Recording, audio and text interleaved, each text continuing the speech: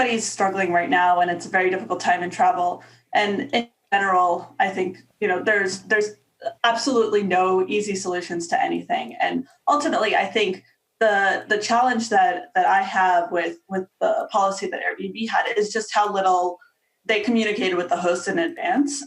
And hosts should know what to do in these situations and have been hospitable with guests.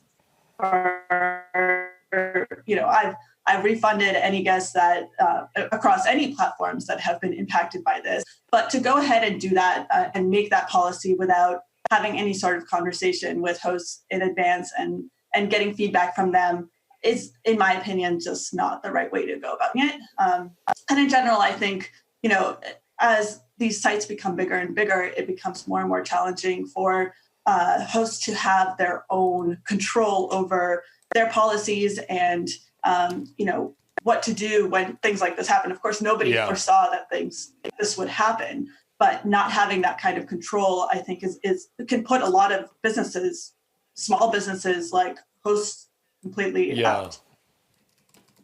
In particular, Polina, what would you like to see Airbnb change or do right now?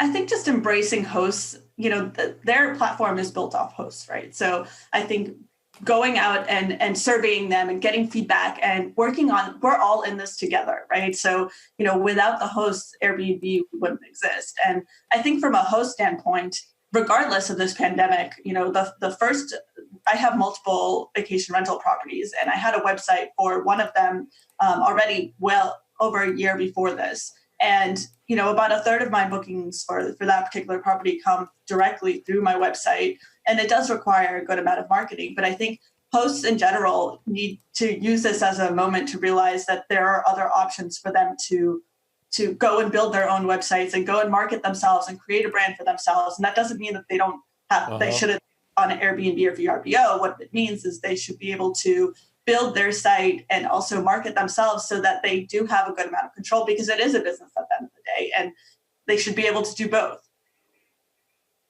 So we're trying to find some green shoots, a little optimism right now, given everything that's going on, Polina. When you look out, are you seeing people keep reservations in the summer and fall? Are you actually seeing any new bookings occurring? So in some of my properties, I am seeing new bookings. Unfortunately, there's restrictions in place right now in all of the places that I have rentals. There are restrictions preventing rentals right now. But as early as July, people are reaching out and booking for some of the properties, which is really exciting. I think people are very antsy to get out and travel.